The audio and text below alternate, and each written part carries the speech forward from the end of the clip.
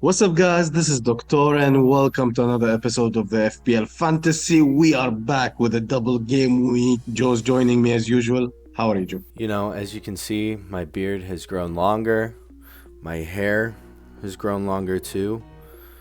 I went into hermit state for the last 2 weeks, trying to figure out what to do with my life. And now I'm here, and I'm happy to be on this YouTube video. Let's get into it, Doc.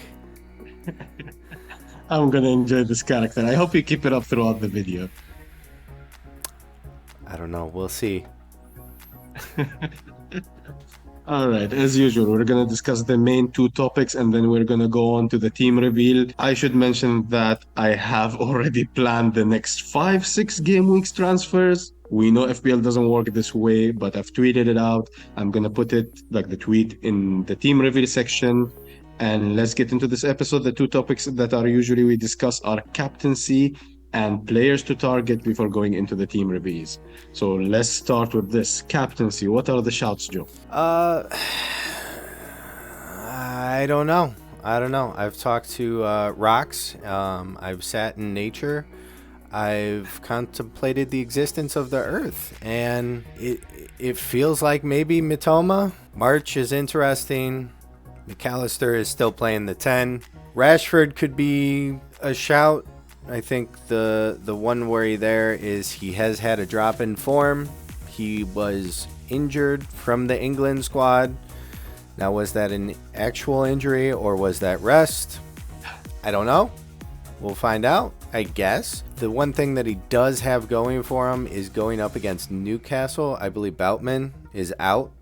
So that's kind of a hit on their defense there that can add extra opportunities for Rashford to get in or play somebody in. I think those are kind of the three that you're looking at. I know everybody's probably shocked that I didn't mention Tony. I think Tony just has a hard double. I mean, Brighton are playing stellar. They're playing better than I think they've ever played since the club has been founded. And United probably not as strong as their perfect 11 with Casemiro out, but Fred has been just absolute different type of sauce with Ten Hag in there. And McTominay, he's coming in hot after a good international run. I mean, he's not going to start, but having him come off the bench, like it's not a bad option either. It's going to be a little bit harder to get through that United backline than I think most people are giving them credit for. I think they're basically like, Casemiro's gone, the whole defense is shot, nobody's going to be able to do anything, we're going to lose 15-0.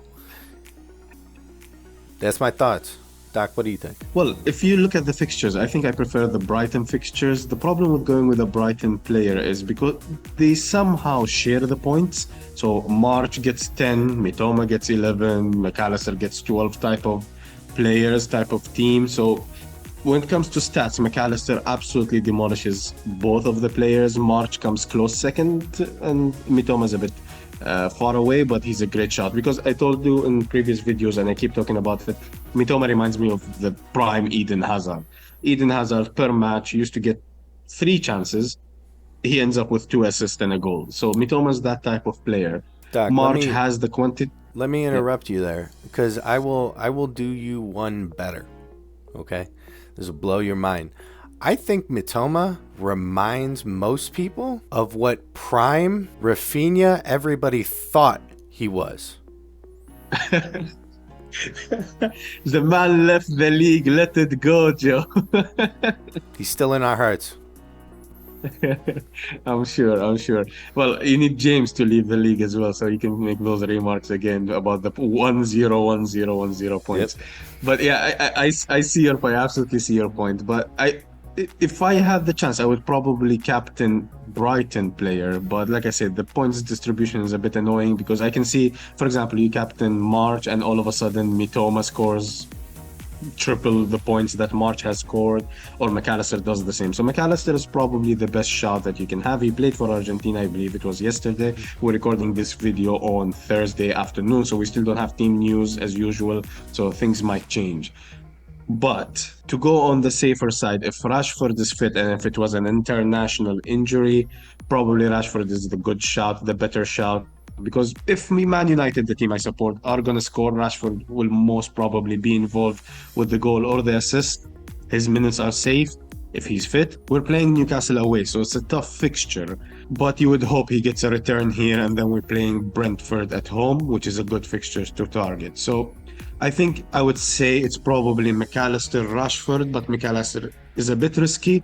So Rashford is my favorite point now. Yeah, yeah, I would agree. I think Brighton has the upper hand, but they're playing like City the last couple years. Like obviously this year, Holland gets all the points, but last couple years, I know people don't remember because that was too long ago, but it was KDB would possibly get the assist and one of the other 10 players would score. Yeah, absolutely. There are outside shouts. Like you can look at Trippier, the bonus magnet. Some people who might like Stupinian because there is a good chance for clean sheets and attacking returns. I would play it either a Man United or a Brighton asset. Either way, some people are actually the players that I'm going to take out are actually going to captain them. There is a small percentage that I'm seeing on Twitter. They're saying they might captain Saka, Martinelli, Odegaard. I see the point, but I like going for double game weeks. Chase that upside, two chances to get returns instead of one. So yeah, it's gonna be for me. It's gonna be between Rashford, Bruno, well, Rashford slash Bruno, or March slash Mitoma because I don't have McAllister, and it's gonna be between March and Rashford for me. Currently, I'm on Rashford. I'm probably gonna stick with it if he's fit. I think that's good. The next segment, which usually Joe excels in, Joe has an eye. I told him this off camera, has an eye for those punts, for those differentials. So if the game was like you have a free hit every single game week that you can choose any players you want, I think Joe would win this FPL thing, right? So he has an eye for those. So I tend to listen to him, although we're totally different managers. I'm more of a strategic manager. I look at the long term. But I always like to listen to Joe about the shouts for this game week. Joe, hit us. Who should we get in this game? Yeah, of course. Of course. I'll unlock the game for you. I think you're going to hate most of the shouts. So That's what I usually strap do. in. No, first off, FPL, if you're listening to this, make a game where, yeah, we get a wild card every week, a free hit every week. You make a game like that, I'm signing up. I'm winning the thing within the first 3 years. It'll be the easiest game ever. Please. But while I'm chasing my championship dreams, I guess I might as well help you guys with yours because it's pretty far away from 700,000. First that I was thinking about, Chelsea defense. Okay, doesn't seem that differential. Yeah, sure, get in Chilwell. Yeah, sure, get in James. I'm not talking about them. Who am I talking about? I'm talking about I like the look on Koulibaly right now. And the other man in the center, Badishil, I think. Don't have his name in front of me, so I'm probably missing letters or adding letters. That's the American thing to do. But you know how it works. I think that they have actually a very interesting way that they play and they distribute out of the back to some of the more key players. I'm not saying that they're like the critical assets to try and get, the goals themselves. That's not what I'm looking at. I'm seeing a lot less ball work on the outside and a lot less attacking coming through on the outside. And I'm seeing a little bit more of this play through the middle, and you get Koulibaly who will pick up an assist here or there. And same with Badishil. I think there's potential there. I'm interested to see what they're going to do in the next couple game weeks. Yes, I know Chilwell, he had a banger like 2 or 3 weeks ago. He was back from a season rest. Like he came back, he was fresh, he had fresh legs. Now he's been training, now he's beat down. Forget about it. Don't bring him in. Stop it, people. Next shout out. This works perfect with Holland. Isak. Dude's been crushing it. I don't see how you can't play him, really. He's been getting goals. He's been consistent. He's been getting into those spaces that you want your forward to get into to get you those points. He's a double game week player this week. If Holland is out, I can tell you that's one of my transfers. I'm going to ship out Holland. I'm going to bring in Isak. I have that much confidence in him. Holland, potentially injured, just came out right before we started recording because he hasn't shown up to training. Didn't see him in training, I guess is the official word. Crushed it with the international break, but if he doesn't play this game week, he can't crush it this game week.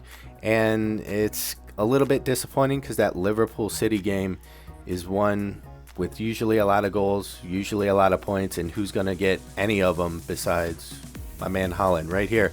So, Isak, going through the midfield now. I got a couple. First off, I got 2 Chelsea that could be interesting. And it's a little weird because I'm moving out on the guy right now, one of them. So, Enzo and Pulisic. I know, the American, my boy. Here we go again. But think of it this way, okay? If Pulisic isn't injured, Graham Potter has him in the starting lineup. He's a creative player. He finds those nice niche passes at times that get players into positions that they're actually going to be able to score in. Hopefully he's able to feed in like Havertz or, okay, I'll give it to you, maybe Chilwell, I don't know, somebody. But he does have a good look. It seems like he has Potter's confidence. He is healthy. He was looking good in the U.S. international games, which we played against teams that we beat up on, but I think he's a good shout. Enzo, he's just quality player that's been involved in a lot of the build-up play. I am hesitant to keep him in my team because I think at times he suffers from the assister of the assister. You don't get points for that. FPL should add points for that because I would be crushing FPL, but you should. And they don't. And then my other midfield shout out is Ben Rama. He's been playing well with West Ham. West Ham, yeah, have a little bit of a tough fixture, but I know at least the Newcastle game is at home for them. I think he's just looking like a quality player. There's going to be potential. He's going to explode in one of these weeks. He's getting close. You see that form coming true. Just keep an eye out on him. That's the guy. And now for a good old defender. If you want somebody that you can carry along for a little bit, good for a bench boost. Single game weeker though, so I know 3/4 of you will hate him. My man, I've been shouting out Pedro Porro, right? He's looked great. I talked about him last game week. What happened? He goes off and he bangs. Like, you can't make this stuff up. I mean, I do, and it just works every time. But you guys can't make this stuff up, I feel like. It's 1 in a million. So those are my shout outs for this game week. Yeah, there's a couple double game weekers, but like I'm not focused on that. I'm focused on the people that are going to get points, even if it's a single game week player. There's my crazy shouts, Doc. What about you, man? I like the shouts. Enzo, I wouldn't really. Well, I'm more of the sensible manager, and I look at the stats and everything. Enzo, I wouldn't really go for him. He started 7 games and he has 6 touches in the box, so goal potential is not there. He might score a banger from 30 yards out because he takes a shot, like almost. Not looking at the stats, from watching the games, he takes like this random shot at least once every game. So he might score a banger. But like you said, he's the assist of the assister. He tends to be like that. He has this eye for an assist, nice assist eye, but for 5.0, takes a Chelsea spot with their fixtures. I wouldn't really look at him. He likes a yellow card, so I would avoid that. Pulisic, probably injured in the next 7 minutes of the game, so I would avoid. And also, he's American, so Yeah. I had to throw that dig out there. So I like the shouts. They are absolutely Joe shouts, and we keep doing this every week. You throw a couple of players' names, and I'm like, nah, I wouldn't go for them. they bank this specific game week and then like, Joe, I told you so, and then they disappear for the next 6 game weeks. That's why I said Joe is amazing when it comes to predicting this game week's kind of score, and then all of a sudden they just disappear. And I'm the type of manager who looks for returns over many game weeks. So I like the shouts. When it comes to defenders from Chelsea, it seems like your suggestions were Chelsea heavy. I would probably look at Chilwell. He's on free kicks. He had the highest XGI when it comes to defenders last game week among all the games. No returns, and this is what matters in FPL, but you try to predict the future rather than chase previous points. So I would probably just go for Chilwell or Reece James because Reece James, when I was watching the match, he was a lot in the penalty area. So it seems like instead of creating width, they are creating, especially Reece James, he's creating depth. So he goes into inside, kind of inverted. So I like that about him. Otherwise, yeah, those are the Chelsea shouts as you mentioned. I am on a bench boost, so I'm kind of looking at targeting bench boost players. I'm bringing in, spoiler alert, Bruno Fernandes and Luke Shaw. So Manchester United, because you're looking at the future, right? Manchester United have a double in 34, have a double in 37, have a double now, and they are blanking in 32. So if you have a free hit, you're just simply taking Liverpool players probably in 32. So it's about more of a strategic move rather than they're going to score well this game week, because the fixtures are not really great. They're very good, but they're not great when it comes to Manchester United. So I would say Manchester United assets are my top priority targets. If you do not have 3 Brighton, get 3 Brighton. And if you would like me to rank them, for me, it's McAllister, March, probably Stupinian and Mitoma are very close. So it's McAllister if he's fit, if he's back from Argentina, all fine. So it's McAllister, and then probably March because of the stats. He's outscored them last game week.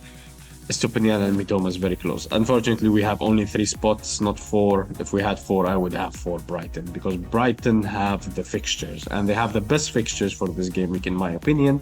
So I would target Brighton and Manchester United.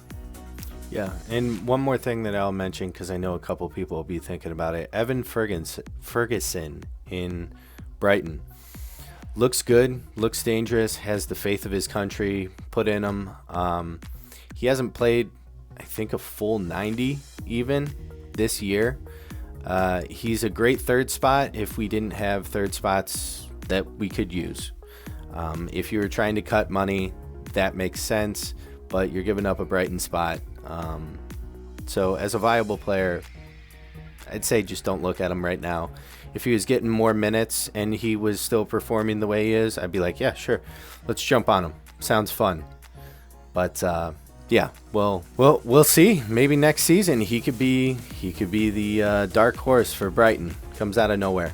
Yeah, absolutely. And unfortunately, he's just not as nailed as you want him to be. So Mitoma's more nailed, March and McAllister. And you don't want to go 3 Brighton because it ruins the structure. You cannot have Bruno, you cannot have Rashford, and you cannot have, let's say, Arsenal asset stuff. So it's probably going to be 2 midfielders from Brighton, and then Stupinian probably are the 3 best choices. So, having covered those 2 topics, let's get to the team reviews. As usual, I do not see Joe's team before this episode, so I'm always interested to see what he ends up going for.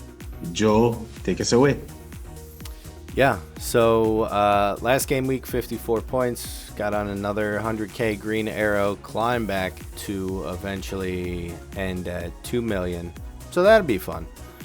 But looking at my team, haven't made any transfers yet. I am pondering a ton of things. So first off, probably going to take Enzo out for a Brighton player. I just have none in my midfield. I want to pick up one. I don't know if I'll go back to March and hope that he does well. I don't know if I'll do Mitoma, since he's the guy I've been shouting out for a ridiculous long time. Then he performed, and then I was like, well, I'm stuck with March now because I went with the data, and the data is always wrong. Another thought that I have is I do have Ben Mee in my defense, but I also have Raya. I could move on from him because I don't think it's great fixtures for at least the defensive line of Brentford. But like we talked about, Holland, is he, isn't he? Nobody will know with Pep. Basically, sit down, listen, understand if Pep even seems like he's going to bench him. If he does, I mentioned I'll probably go Isak. I think another option there that one of my differentials is you could also go Alvarez, because if Holland's out, Alvarez is starting. That's usually how that goes. So I think that's a valid move there. So that's kind of up in the air. Right now, I have a sick bench. My bench is Martinelli, Zinchenko, and Emerson Royale, who one of these weeks will be Pedro Porro. So that's kind of what I'm looking at. I'm going to start Saka. Right now, Captaincy, I haven't moved it from Kane. So he's just sitting there with it right now. But probably go to whoever I bring in the midfield on Brighton. That just feels better. I don't think that there are actually bad single game week options. I mean, Saka is back in form. He's playing Leeds. He's banging. Leeds don't have Tyler Adams, which is a massive hit to their defense. He helped them out a ton. American, by the way. And Kane has Everton, and he may or may not have the new coach bump with an interim coach that he's had 3 game weeks ago because the actual coach had gallbladder surgery and they did well. I don't know how to interpret those metrics, but ultimately I think that there's good enough double game week fixtures. You throw it on a double game week player, call it a day. Doc, any thoughts? Oh, it's a very interesting team and very interesting transfers. Yeah, I would do Enzo to a Brighton most definitely. I would probably go for McAllister. I'm jealous that you can go for him and I cannot. So I would probably do Enzo to McAllister. It's as simple as that. And then you have a benching headache. So even if you do only one transfer, you have a relatively benching headache. So I would keep the Arsenal boys because you're not bench boosting. You've used your bench boosting game week 1. Yeah. It was a surprising bench boost. You did it like 45 minutes before the deadline, so it was interesting to see. So you don't really need any bench, really bench. So I would keep the Arsenal boys with Adams out. We just heard that Wobber is out. Nyonto is out. So the match Arsenal, which is scary because I'm transferring to Arsenal out, as we're going to see in my team reveal. The match is set up for like a 7-0 Arsenal win. It's insane. It's scary. Saka is now borderline captaincy shout. So, yeah, it's very funny. So I would keep the Arsenal boys. I wouldn't really worry about them. I would just transfer out Enzo for McAllister and then just enjoy my benching headache. If Haaland is out, then you don't have a benching headache anymore. You just bench him and hope that he's back in game week 30. That's what would I do. And we seem like we're on the same page. I would probably keep Raya for now. There's no goalkeeper that would entice me to move to. You just hope for the save points. Extremely tough fixtures because it's double game week. It's Brighton away, Man United away, but I would keep him for now and then reassess in game week 30. I don't see a goalkeeper that's worth a hit. Yeah, no. At least not now. Maybe Ederson later, but not now yet. Yeah, we have a nice team. We have Madison. I'm jealous. I cannot get to him. I tried to get into him last game, if you remember from our video, but I ended up not going for him. I went for Chilwell instead. Yeah, the team is really nice. I would just do Enzo to Brighton, yeah. Yeah, that was like my main move for now. And like I said, my thoughts are maybe I could shift Haaland out for Isak. That's a me move. That's not a you move. And I'm aware of that. Yeah, and Arsenal, I think I wouldn't make that transfer if Haaland ends up being out if I had Trossard, honestly, in Arsenal. If I had Trossard, I'd swap Trossard in there so freaking fast. Haaland would be on the third bench so quick. But I just think that for some reason I have this feeling that Isak is just gonna get a crap ton of points this week. I can see him at least getting a brace. If you get a Brighton midfielder and you get Isak, you give yourself more benching headache. So it's a tough one. It's a tough one for you. I was just gonna say I look at it as I have the same amount of benching headaches because I have the same amount of sick players.